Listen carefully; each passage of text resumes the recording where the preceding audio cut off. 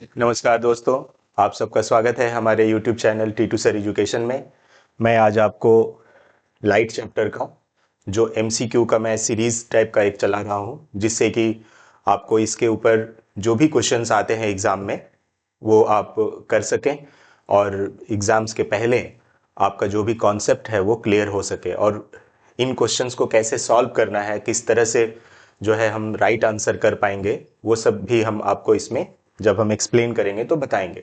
तो अगर आपका ये चैप्टर कंप्लीट हो चुका है, आप जानते हैं चैप्टर के ऊपर आपका नॉलेज है, तो आप कोशिश कीजिएगा कि क्वेश्चन को पढ़कर पहले खुद आंसर दें और फिर मैं एक्सप्लेनेशन दूंगा।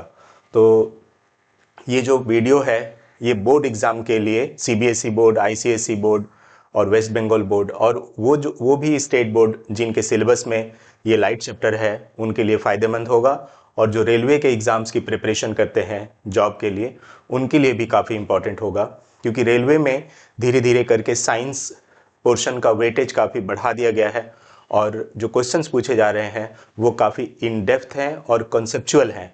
तो अगर आपका उस चैप्टर के ऊपर कॉन्सेप्ट नहीं होगा तो आप आंसर नहीं दे पाएंगे, क्योंकि पहले जैसा क्वेश्चन जैसे याद करके कर देते थे ना रटा हुआ, तो वैसा नहीं आ रहा है। तो इसलिए बेहतर है कि आप अपना बेस बनाएं। ठीक है, आइए दोस्तों हम लोग आज का वीडियो शुरू करते हैं। तो हमारा क्वेश्चन है, a spherical mirror and a thin spherical lens have each focal length -15 centimetre. The mirror and the lens are likely to be. Question है दोस्तों कि एक स्फेरिकल मिरर है और एक स्फेरिकल लेंस है। ठीक है, आप गौर करके देखिए, बोला जा रहा है कि एक स्फेरिकल लेंस है और एक स्फेरिकल मिरर है। क्या है? एक स्फेरिकल मिरर है और एक स्फेरिकल लेंस है, और दोनों का फोकल लेंथ -सेंटीमीटर है, -15 सेंटीमीटर है, 15। आप ना वो 15 सेंटीमीटर को छोड़ दीजिए, केवल साइन पे ध्यान दीजिए कि नेगेटिव है, मतलब जो फोकल लेंथ है वो नेगेटिव है। तो मिरर और लेंस क्या है, कौन सा है? मिरर कौन सा है ये आपको बताना है, लेंस कौन सा है ये आपको बताना है। तो आप लोग गेस कर सकते हैं, अगर आपको पता है तो मैं आपको एक्सप्लेन कर देता हूं। देखिए, ऑप्शन है बोथ कॉन्केव है, बोथ कॉन्वेक्स है, the mirror is concave and the lens is convex, या फिर the mirror is convex but the lens is concave. देखिए ऑप्शंस भी कितने क्लोज हैं।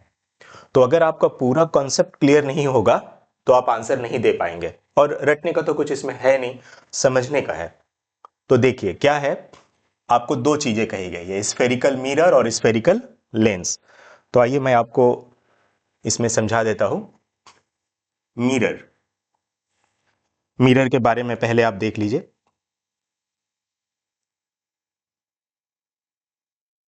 मिरर में आप जानते हैं ये कॉनकेव मिरर है। मान लीजिए कॉनकेव मिरर में आपने एक ऑब्जेक्ट को यहां रखा, इसका सेंटर ऑफ कर्वेचर यहां होता है और फोकस मान लीजिए यहां होता है। ठीक है, यहीं पे हम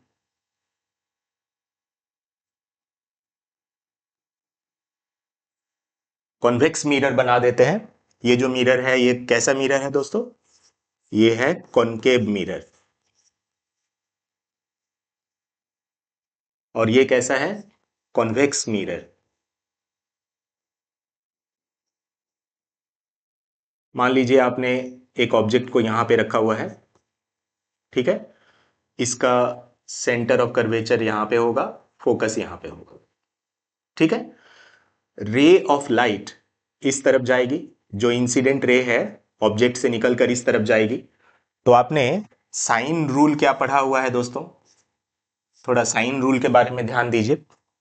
जो कार्टेशियन साइन कन्वेंशन है उसमें क्या कहा गया है कि जो इंसिडेंट लाइट है, जो इंसिडेंट रे है, जिस तरफ जाती है, जिस डायरेक्शन में, अगर आप मेजरमेंट उसके अपोजिट डायरेक्शन में करते हैं, ये पोल है, अगर आप मेजरमेंट अपोजिट डायरेक्शन में करते हैं तो वो नेगेटिव होगा, है ना। तो यहां पर आप ये देख सकते हैं कि ये फोकल लेंथ है, ये वाला, ये जो डिस्टेंस है ये फोकल लेंथ है। तो रे ऑफ लाइट उस डायरेक्शन में जा रही है और आपको मेजरमेंट किधर से करना पड़ता है? ऑलवेज हम लोग पोल से स्टार्ट करते हैं। तो पोल से अगर आप मेजर करेंगे तो इस डायरेक्शन में आपको आना पड़ रहा है ना। तो इसका एफ क्या हो जा रहा है दोस्तों? नेगेटिव हो जा रहा है, क्योंकि आप अपोजिट डायरेक्शन में मेजर कर रहे हैं। रे ऑफ लाइट जिस तरफ जा रही है, इंसिडेंट रे, आप उसके अपोजिट डायरेक्शन में मेजर कर रहे हैं, तो इसका एफ नेगेटिव हो जाएगा। और हम आइए यहां पे देखते हैं, रे ऑफ लाइट इस डायरेक्शन में जा रही है और आप अगर मेजर करेंगे तो इसी डायरेक्शन में करेंगे, क्योंकि ये फोकल लेंथ है। तो यानी कि इसका एफ क्या हो गया, पॉजिटिव हो गया। तो ये आपको क्लियर हो गया कि अगर हमें मिरर के बारे में कहेगा और नेगेटिव अगर फोकल लेंथ दे देगा तो वो क्या हो जाएगा, कॉनकेव मिरर। अब आइए लेंस के बारे में देखते हैं। जैसे कि आप यहां देख सकते हैं, मैंने कॉन्वेक्स लेंस लिया हुआ है, ये है कॉन्वेक्स लेंस, ठीक है। कॉन्वेक्स लेंस में अगर आप एक ऑब्जेक्ट को रख देते हैं तो इससे रे ऑफ लाइट इस डायरेक्शन में जाएगी, है ना, और आफ्टर रिफ्लेक्शन यहां से इधर मिल जाती है। तो ये हम लोगों का फोकस है और ये सेंटर ऑफ कर्वेचर है। सेंटर ऑफ कर्वेचर को 2f भी कहते हैं। जब आप लेंस पढ़ते हैं तो इसको फोकस और इसको twice of the focal length कहते हैं। मतलब c जो है एक्चुअल क्या है, रेडियस ऑफ कर्वेचर है। तो रेडियस ऑफ कर्वेचर क्या होता है, फोकल लेंथ का 2 गुना होता है। तो इसीलिए ये 2f भी लिखा जाता है। जो भी हो, हमें इस क्वेश्चन से क्या ये करना है, आपको ये हम दिखाते हैं। रे ऑफ लाइट इस डायरेक्शन में जा रही है ना दोस्तों। ध्यान दीजिएगा कि रे ऑफ लाइट उस डायरेक्शन में जा रही है और आपको मेजरमेंट भी इधर ही करना पड़ेगा, क्योंकि यही इसका फोकल लेंथ है, ये वाला। तो आप रे ऑफ लाइट माने इंसिडेंट रे, ऑब्जेक्ट से निकलकर जो इंसिडेंट रे है वो इस डायरेक्शन में जा रही है और आप मेजरमेंट भी इसी डायरेक्शन में कर रहे हैं। तो इसका एफ क्या हो जाएगा दोस्तों, इसका एफ हो जाएगा पॉजिटिव, ठीक है। आइए अब हम लोग कॉनकेव लेंस के बारे में देखते हैं। हर एक लाइट के चैप्टर में आपको डायग्राम छोटा सा ड्रॉ कर लेना है जहां भी कंफ्यूजन हो तो, ठीक है। तो मान लीजिए यहां से एक ऑब्जेक्ट रखा है आपने, तो जो रे ऑफ लाइट है वो इस तरह जाने के बाद क्या होता है, इस तरह हो जाता है, ये स्कैटर कर जाती है ना दोस्तों। जो रे ऑफ लाइट होता है वो क्या होता है, स्कैटर कर जाती है। तो जब आप इसको डॉट डॉट करके मिलाते हैं तो वो यहां पर मिलती है, यानी इसका जो फोकस होता है वो इस डायरेक्शन में इधर होता है और ये इसका सी है। यानी कि जो आपका ये कॉन्वेक्स लेंस था, ये क्या है, कॉनकेव, कॉनकेव लेंस है, ठीक है। तो कॉनकेव लेंस में देखिए कि जो फोकस है, मान लीजिए रे ऑफ लाइट, मान लीजिए ये रे ऑफ लाइट इस डायरेक्शन में जा रही है ना, इंसिडेंट रे। लेकिन आपको मेजरमेंट किधर करना पड़ रहा है, इस डायरेक्शन में करना पड़ रहा है, अपोजिट डायरेक्शन में करना पड़ रहा है ना। तो इसलिए इसका एफ क्या हो जाएगा, फोकल लेंथ क्या हो जाएगा, नेगेटिव हो जाएगा, है ना। तो आपसे यही सवाल पूछा है दोस्तों कि एक लेंस है जिसका फोकल लेंथ है -15 सेंटीमीटर। ये फिगर को छोड़ दीजिए, फिगर 15 दिया है कि 20 दिया है, इट डज नॉट मैटर, लेकिन माइनस साइन इंपॉर्टेंट है। जो माइनस साइन है फोकल लेंथ का, उससे आप डिसाइड कर सकते हैं कि जो लेंस होगा या मिरर होगा वो कौन सा होगा। मिरर अगर है तो कौन सा मिरर होगा, कॉनकेव या कॉन्वेक्स।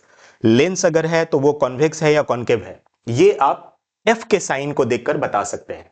तो यही सवाल है दोस्तों, फोकल लेंथ का साइन को देखकर आप बता सकते हैं कि कौन सा मिरर है और कौन सा लेंस है। तो उम्मीद है आपको ये क्वेश्चन अब समझ में आया होगा। तो अब आप आंसर बता सकते हैं। आप देख रहे हैं कि किसमें नेगेटिव फोकल लेंथ है, कॉनकेव मिरर का, और किसमें नेगेटिव फोकल लेंथ है लेंस के केस में, तो कॉनकेव लेंस का। यानी दोनों कॉनकेव है, concave mirror and concave lens, ठीक है। तो यही हमारा आंसर होगा। आप आइए एक बार हम लोग क्वेश्चन में चलते हैं। यहां पे बता दिया गया है कि, एक second, A spherical mirror and a thin spherical lens have each of length focal length minus centimetre. तो मिरर कौन सा है, आपने क्या देखा, मिरर कौन सा था, मिरर था कॉनकेव, है ना दोस्तों। मिरर क्या था, कॉनकेव। तो यहां पर आपका आंसर हो जाएगा बोथ कॉनकेव, यानी कि कॉनकेव मिरर है और कॉनकेव लेंस है। तो ये बहुत ही ज्यादा इंपॉर्टेंट है आपको एग्जाम के लिए, क्योंकि देखिए आप में इसमें ये पता कर पा रहे हैं कि फोकल लेंथ का साइन को देखकर, ये जो फोकल लेंथ है इसका ये साइन को देखकर आप ये बता दे रहे हैं कि वो कौन सा मिरर है या कौन सा लेंस है। ठीक है, तो एग्जाम्स में आया हुआ भी है ये, बोर्ड एग्जाम्स में। नेक्स्ट क्वेश्चन आप देख सकते हैं, which of the following lenses would you prefer to use while reading small letters found in a dictionary. एक डिक्शनरी है, डिक्शनरी में तो आप जानते हैं छोटा छोटा बहुत लिखा होता है, बहुत स्मॉल लेटर्स होते हैं। मान लीजिए कि किसी को आई में प्रॉब्लम है और वो ठीक से नहीं देख पा रहे हैं और उसको वो देखना है, पढ़ना है, तो पढ़ने के लिए हम लोग का नियर विजन ठीक होना चाहिए। तो नियर विजन को हम लोग करेक्ट करते हैं, है ना। डिस्टेंस विजन को किससे करेक्ट करते हैं? कॉन्केव लेंस से, है ना। और जो नियर विजन है उसको ठीक करते हैं कॉन्वेक्स लेंस से। तो ये तो साफ है कि हमें कॉन्वेक्स लेंस लेना होगा। तो आप देख सकते हैं कि कॉन्वेक्स लेंस कौन से ऑप्शन में अवेलेबल है। कॉन्वेक्स लेंस यहां पर है, कॉन्वेक्स लेंस यहां पर है। यहां पे कॉन्केव बता रहा है, ये कट जाएगा, यहां कॉन्केव बता रहा है, ये कट जाएगा, ठीक है। कॉन्वेक्स लेंस तो चाहिए। ऐसे भी कॉन्वेक्स लेंस में आपने देखा है कि जब हम लोग पोल और फोकस के बीच में ऑब्जेक्ट को, सॉरी, ऑप्टिकल सेंटर और फोकस के बीच रखते हैं तो उसका इमेज बड़ा बनता है और सीधा बनता है। तो वही तो चाहिए, हमें बड़ा करके देखना है, मैग्नीफाई करके देखना है। तो जाहिर सी बात है कि वो कॉन्वेक्स लेंस ही होगा, ये श्योर है। अब बात आती है फोकल लेंथ की। यहां फोकल लेंथ 50 दिया हुआ है और यहां पर जो फोकल लेंथ दिया हुआ है वो 5 दिया हुआ है, ठीक है।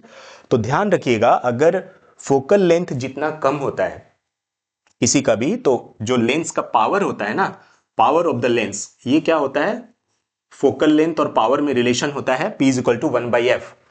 फोकल लेंथ और पावर इनवर्सली प्रोपोर्शनल है। जितना ज्यादा फोकल लेंथ होगा पावर उतना कम होगा, है ना। और जितना f का वैल्यू कम होगा, यानी कि आपका f का वैल्यू यानी कि फोकल लेंथ जितना कम होगा पावर उतना ज्यादा होगा।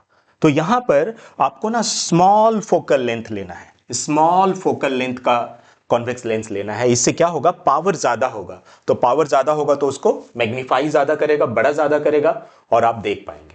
तो इसीलिए इसका बेस्ट आंसर है एक concave lens of focal length 5 centimetre, यानी कि फोकल लंबाई जिसका 5 सेंटीमीटर है, ऐसे उत्तल लेंस का हम लोग व्यवहार करेंगे जब किसी शब्दकोश में लिखे गए छोटे अक्षरों को हमें पढ़ना होगा। तो किसी भी शब्दकोश या फिर डिक्शनरी में जो छोटे छोटे अक्षर हैं उनको पढ़ने के लिए हम लोग कौन सा लेंस का इस्तेमाल करेंगे? कॉन्वेक्स लेंस, यानी उत्तल लेंस। और उसका फोकल लंबाई कैसा होगा? फोकल लेंथ स्मॉल होगा। स्मॉल फोकल लेंथ का कॉन्वेक्स लेंस यूज करेंगे, याद रखिएगा। आइए नेक्स्ट क्वेश्चन देखते हैं। Where should be an object be placed in front of a concave mirror to get the image of an object having unit magnification? यहां पर आप देखिए क्वेश्चन में बोल रहा है कि आप एक मिरर है, एक आपको दिया गया है कॉन्केव मिरर, और बोला जा रहा है कि इसके सामने आप ऑब्जेक्ट को कहां पे रखिएगा जिससे जो मैग्निफिकेशन है ना वो यूनिट होना चाहिए। यानी कि यूनिट मैग्निफिकेशन का मतलब क्या हुआ? m का वैल्यू 1 होगा। m इज इक्वल टू आप जानते हैं कि height of the image by height of the object होता है। और एक मैग्निफिकेशन का क्या फॉर्मूला बताया था मैंने? -v/u। इसका मतलब ये हुआ, थोड़ी देर के लिए आप इसको छोड़ दीजिए, इसको देखिए। अगर इसका वैल्यू आपको इक्वल लाना है, 1 लाना है, तो जो v का वैल्यू होगा वही u का वैल्यू लेना होगा, तभी तो ये कैंसिल होके 1 आएगा, है ना। -1 आएगा या +1 वो छोड़ दीजिए, उस पर हम लोगों को ध्यान नहीं देना है। आप देखिए मैग्निफिकेशन में कि उसका मैग्निफिकेशन 1 आ रहा है कि नहीं आ रहा है, इसी को बोलते हैं यूनिट मैग्निफिकेशन। तो यूनिट मैग्निफिकेशन ये इंडिकेट कर रहा है कि जो इमेज का साइज है वही ऑब्जेक्ट का साइज है। या फिर ये भी कह सकते हैं कि जहां पर ऑब्जेक्ट रखा हुआ है बिल्कुल वहीं पे उतनी ही दूरी पर इमेज बन रहा है, यानी कि v और u का वैल्यू सेम है। तो ऐसा कब होता है? कहां पर हम लोग ऑब्जेक्ट को रखते हैं जिससे कि जो कॉन्केव मिरर है वो वहीं पे इमेज बनाता है जहां पर ऑब्जेक्ट रखा हुआ है। या फिर ये भी कह सकते हैं कि इमेज का साइज और ऑब्जेक्ट का साइज बराबर होता है। तो कॉन्केव मिरर के केस में आपको याद होगा, हम लोग जब C पे रखते हैं ऑब्जेक्ट को, जब हम लोग C पे रखते हैं यानी कि सेंटर ऑफ कर्वेचर पे रखते हैं, तो उसका जो इमेज का साइज है और ऑब्जेक्ट का साइज है दोनों बराबर होता है और C पे ही इमेज बनता है। अगर आपने C पे रखा है तो C पे ही उसका इमेज बनता है। तो यही आंसर होगा हमारा कि at the centre of curvature, centre of curvature पे रखेंगे, है ना, यानी कि उसके वक्रता केंद्र पर रखेंगे हम लोग ऑब्जेक्ट को। ठीक है दोस्तों, आइए नेक्स्ट क्वेश्चन देखते हैं।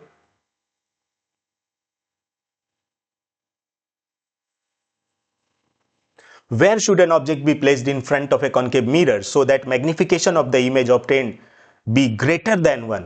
यहां पे बोल रहा है कि जो मैग्निफिकेशन है ना वो ग्रेटर देन 1 आना चाहिए। ये बात पे ध्यान दीजिए कि जो मैग्निफिकेशन है वो कह रहे हैं कि ग्रेटर देन 1 होना चाहिए, है ना। मैग्निफिकेशन कैसा होना चाहिए दोस्तों, देखिए साफ लिखा हुआ है ग्रेटर देन 1, 1 से ज्यादा होना चाहिए। तो देखिए मैग्निफिकेशन ग्रेटर देन 1 का मतलब क्या होता है, ग्रेटर देन 1 का मतलब क्या हुआ, अगर आप m का वैल्यू लिखेंगे तो m इज इक्वल टू क्या होता है, height of the image by height of the object. इसका मतलब ये हुआ कि इमेज का साइज ज्यादा होगा और ऑब्जेक्ट का कम होगा, तभी तो इसको डिवाइड कीजिएगा तो ग्रेटर देन 1 आएगा, है ना। m का वैल्यू ग्रेटर देन 1 कब आएगा, जब इमेज का साइज बड़ा होगा और ऑब्जेक्ट का साइज छोटा होगा। न्यूमरेटर का वैल्यू ज्यादा और डिनोमिनेटर का वैल्यू कम, तभी तो m का वैल्यू ज्यादा आएगा ना। तो आप बता सकते हैं कि कॉनकेव मिरर के केस में, है ना, कॉनकेव मिरर के केस में कब m का वैल्यू ज्यादा होता है, बता सकते हैं m का वैल्यू ज्यादा होता है कब। तो देखिए दोस्तों m का वैल्यू जो ज्यादा होता है वो दो सिचुएशन में होता है, लेकिन यहां पर आपको क्लियर किया गया है कि रियल इमेज होना चाहिए, ग्रेटर देन 1 होना चाहिए और रियल होना चाहिए। तो जो कॉनकेव मिरर है वो दो सिचुएशन में बड़ा इमेज बनाता है। एक सिचुएशन है जब आप पोल और फोकस के बीच रखते हैं तब वो बड़ा इमेज बनाता है, लेकिन वो मिरर के पीछे होता है, वर्चुअल और इरेक्ट होता है। तो ये ऑप्शन तो कट गया क्योंकि यहां रियल इमेज की बात की गई है। तो दूसरा पोजीशन होता है जब आप ऑब्जेक्ट को C और F के बीच रखते हैं, यानी कि सेंटर ऑफ कर्वेचर और जो उसका फोकस है उसके बीच अगर आप ऑब्जेक्ट को रखते हैं तो उसका जो इमेज बनता है वो बियॉन्ड C बनता है, और उल्टा होता है यानी कि रियल इमेज होता है और बड़ा बनता है, एनलार्ज्ड होता है। तो हमारा आंसर होगा बिटवीन C एंड F, है ना। तो क्वेश्चन को समझिएगा, अगर आपसे ऐसा पूछा जाए नेक्स्ट क्वेश्चन में भी मिलेगा आपको, ये दिखाते हैं। Where should an object be placed in front of a concave mirror so that magnification of the image obtained is greater than 1 and it will be virtual? अब देखिए दोस्तों नेक्स्ट क्वेश्चन में मैंने इसी तरह से क्वेश्चन को सजा के रखा हुआ है ताकि आपको तुरंत जो है कॉन्सेप्ट क्लियर हो। बोल रहा है कि कॉन्केव मिरर है और इसका मैग्निफिकेशन बोला जा रहा है कि ग्रेटर देन 1 है, लेकिन इस बार बोला जा रहा है वर्चुअल इमेज है। इस बार बोला गया है आपसे कि वर्चुअल इमेज है वो, यानी कि वो अवास्तविक प्रतिबिंब बनाता है। यहां पे देख लीजिए, ताकि प्रतिबिंब का आवर्धन जो उसका मैग्निफिकेशन है उसको आवर्धन बोलते हैं, उसका आवर्धन बोल रहा है 1 से अधिक हो और वो आभासी हो। यहां ध्यान दीजिएगा कि वो आभासी हो, यहां लिख रहा है साफ साफ, यानी कि वो वर्चुअल हो। तो आप तो जानते हैं कि कौन सा सिचुएशन है जिसमें कॉनकेव मिरर यानी कि जो अवतल दर्पण है वो वर्चुअल इमेज बनाता है और मैग्निफाइड होता है। तो आपका आंसर होगा जब हम लोग पोल और फोकस के बीच रखते हैं। तो ये हमारा आंसर है between the focus and the pole, यानी कि फोकस और ध्रुव के बीच अगर आप वस्तु को रखते हैं तो उसका जो प्रतिबिंब बनता है वो मैग्निफाइड होता है, ठीक है, वर्चुअल होता है और इरेक्ट होता है। तो यूनिट मैग्निफिकेशन के लिए कहां रखेंगे, तीन बातों को याद रखेंगे हम लोग। यूनिट मैग्निफिकेशन लाने के लिए कहां रखेंगे, सी पे। अगर आप सी पे रखते हैं तो सी पे ही बनता है, जितना इमेज का साइज होता है वही ऑब्जेक्ट का साइज होता है, तो इसलिए उसका मैग्निफिकेशन 1 हो गया। एक से ज्यादा मैग्निफिकेशन ज्यादा होना चाहिए लेकिन रियल होना चाहिए, तो वो है आपका सी और एफ के बीच। और अगर बोलेगा कि नहीं मैग्निफिकेशन ज्यादा होना चाहिए ग्रेटर देन 1 लेकिन वर्चुअल इमेज होना चाहिए, तब आपका आंसर ये होगा बिटवीन फोकस एंड द पोल। तो क्वेश्चन को समझिएगा कि वो मैग्निफिकेशन ज्यादा बोल रहे हैं लेकिन क्या बोल रहे हैं, रियल इमेज ना वर्चुअल इमेज। अगर रियल इमेज बोलेंगे तो हम लोग बोलेंगे बिटवीन सी एंड एफ, और अगर बोलेंगे कि नहीं वर्चुअल इमेज तो हम लोग बोलेंगे पोल और फोकस के बीच, जैसा कि ये है। आइए नेक्स्ट क्वेश्चन देखते हैं। How does a ray of light bend when it travels obliquely from a denser medium to a rarer medium? तो आप जानते हैं कि जब रे ऑफ लाइट एक मीडियम से दूसरे मीडियम में जाती है, ठीक है, तो क्या होता है, उनके वेलोसिटी चेंज हो जाती है और इसी वेलोसिटी के चेंज होने के कारण वो अपने ओरिजिनल पाथ से, अपने ओरिजिनल रास्ते से थोड़ा मुड़ जाती है, डेविएट कर जाती है। इसी डेविएशन को हम लोग रिफ्रैक्शन कहते हैं, है ना, अपवर्तन। तो ये जो अपवर्तन होता है, रिफ्रैक्शन जो होता है, जिससे कि रे ऑफ लाइट अपने ओरिजिनल रास्ते से थोड़ा हट जाती है जब एक मीडियम से दूसरे मीडियम में एंटर करती है, तो दोनों मीडियम का जो इंटरफेस होता है उस जगह पर जाने के बाद थोड़ा मुड़ जाती है। इस मुड़ाव के दो तरीके हैं। मीडियम भी अलग अलग होता है ना, रेरर, मीडियम और डेंसर। रेरर से डेंसर में जाएगी तो किधर जाती है, डेंसर से रेरर जाएगी तो किधर होती है। तो वही सवाल है आपका कि अगर डेंसर से रेरर जा रहा है ना, डेंसर मीडियम से रेरर मीडियम में अगर जा रहा है तो क्या होगा, डेंसर मीडियम से रेरर मीडियम में जा रहा है। ठीक है, तो देखिए डेंसर से रेरर जाएगा तो क्या होगा, मान लीजिए ये आपका एयर है ना, और ये मान लेते हैं वाटर है। तो वाटर डेंसर मीडियम हो गया और एयर रेरर मीडियम हो गया। एक नॉर्मल आप यहां पर ड्रॉ कर लीजिए, और इधर से अगर आप एक रे ऑफ लाइट ले जाएंगे तो देखिए यहां पर जब तक वो वाटर के अंदर है तो वाटर में रे ऑफ लाइट का जो वेलोसिटी होगा वो कम होगा, है ना।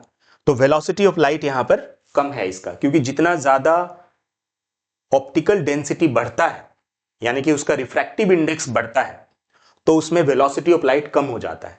तो एयर और वाटर में वाटर ज्यादा ऑप्टिकली डेंसर है यानी इसका रिफ्रैक्टिव इंडेक्स ज्यादा है, तो इससे क्या होगा, इसमें इसका स्पीड कम होगा। लेकिन जैसे ही ये रेरर मीडियम में जाएगी इसका स्पीड ज्यादा हो जाएगा, ये ना बिल्कुल इस तरह छिटक जाएगी इधर। यानी कि आप देखिए तो ये जो नॉर्मल है, नॉर्मल से दूर जा रही है, नॉर्मल से दूर जा रही है, तो अवे फ्रॉम द नॉर्मल। तो यही हमारा आंसर होगा, bends away from the normal, अभिलंब से दूर हो जाती है। तो जब भी ए रे ऑफ लाइट वाटर से, यानी कि हमने एग्जांपल लिया यहां पर, डेंसर मीडियम से रेरर मीडियम में जाती है तो अवे फ्रॉम द नॉर्मल जाती है। यानी कि जब भी प्रकाश की किरण एक सघन माध्यम से विरल माध्यम में जाती है तो अभिलंब से दूर मुड़ती है। ठीक है, How does a ray of light bend when it travels obliquely from a rarer medium to a denser medium? अब आपको सेम इसी का अपोजिट क्वेश्चन है कि रेरर मीडियम से डेंसर मीडियम में जा रहा है। कहां जा रहा है दोस्तों, रेरर से डेंसर में जा रहा है। तो आप जानते हैं कि जब रेरर से डेंसर में जाएगी तो उसका स्पीड कम हो जाएगा, इसीलिए वो टुवर्ड्स नॉर्मल, अभिलंब के तरफ मुड़ जाती है ना। इसका भी डायग्राम छोटा सा आप देख सकते हैं। ये नॉर्मल है, जैसे मान लीजिए ये आपका वाटर है और ये एयर है। कहां से कहां जा रही है, फ्रॉम रेरर टू डेंसर। तो रेरर से जब ये जैसे ही रेरर मीडियम से जाएगी, है ना, रेरर मीडियम से जाएगी, एक काम करते हैं इसको आप, ठीक है कोई प्रॉब्लम नहीं। एयर से जब वाटर में एंटर करेगी तो वो अभिलंब के तरफ मुड़ जाती है, यानी कि टुवर्ड्स द नॉर्मल। यानी क्या होता है, उस जब एयर से वाटर जा रही है तो जो एयर में उसका वेलोसिटी है कम है, लेकिन वाटर में एयर में उसका वेलोसिटी ज्यादा है, और वाटर में जैसे ही एंटर करेगी उसका वेलोसिटी कम हो जाएगा। तो इसीलिए वो छिटकती नहीं है बल्कि वो अभिलंब के तरफ चली जाती है ना, टुवर्ड्स द नॉर्मल। तो यही आपका आंसर है, बेंड्स टुवर्ड्स द नॉर्मल, यानी अभिलंब के तरफ यानी नॉर्मल की तरफ झुक जाती है। तो जब भी एक प्रकाश की किरण विरल माध्यम से सघन माध्यम में जाती है, और तिरछी प्रवेश करनी चाहिए तभी ये होगा, क्योंकि आप नॉर्मली अगर रे ऑफ लाइट आ जाएगा ऐसे तो कोई भी उसमें ये नहीं होगा, मतलब उसका एंगल ऑफ रिफ्लेक्शन और एंगल ऑफ इंसिडेंस और एंगल ऑफ रिफ्लेक्शन दोनों बराबर हो जाता है, इसीलिए वो बिल्कुल इस तरह सीधा पार कर जाएगी, इसमें कोई मुड़ाव नहीं होगा। तो वर्टिकली जब भी कोई मीडियम में, एक मीडियम से दूसरा मीडियम में जाती है तो कोई उसमें मुड़ाव नहीं होता, मतलब रिफ्रैक्शन ऑफ लाइट का जो फेनोमेना है वो नहीं होता है। ठीक है, तो ये है लास्ट क्वेश्चन आज का, देखते हैं इस वीडियो का। Which of the following properties is not exhibited by the image formed by a concave mirror when the object is placed between the focus and the pole? तो आप लोग बताइएगा दोस्तों कमेंट बॉक्स में इसका आंसर क्या होगा, क्योंकि मैंने पढ़ाया हुआ है, जस्ट आपको एक बार याद दिला देते हैं। कॉन्केव मिरर है और उस कॉन्केव मिरर में ऑब्जेक्ट को आपने रखा है फोकस और पोल के बीच, तो उसका इमेज जो बनेगा, ये 4 प्रॉपर्टी है वह ABCD, इन चारों प्रॉपर्टी में कौन सा प्रॉपर्टी वो एग्जिबिट नहीं करेगा, यानी कि उसमें वो गुण नहीं होगा। तो बताइएगा, इसका आंसर आप लोग कमेंट बॉक्स में बताइएगा। काफी अच्छा क्वेश्चन है, मैं एक बार हिंदी में पढ़ देता हूं। जब किसी वस्तु को आप अवतल दर्पण के, है ना, अवतल दर्पण के कहां पर रखेंगे, फोकस और ध्रुव के बीच रखेंगे, यानी कि पोल और फोकस के बीच रखेंगे, तो जो इमेज बनेगी उसका इन चारों प्रॉपर्टी में से कौन सा प्रॉपर्टी नहीं होगा। ठीक है, मैं केवल इसमें आपको थोड़ा हेल्प कर दूंगा, लेकिन आंसर नहीं बताऊंगा, स्क्रीन पर लिया जा सकता है। तो याद रखिए, स्क्रीन पे केवल रियल इमेज को लिया जा सकता है। अगर कोई रियल इमेज है तो ही आप उसको स्क्रीन पे रिकास्ट कर सकते हैं, उसको आप पर्दे पर ले सकते हैं। अगर वर्चुअल इमेज है तो नहीं ले सकते। बस इतना ही हिंट्स देंगे हम, बाकी आपको खुद आंसर करना है और ऑप्शन बताना है। थैंक यू दोस्तों।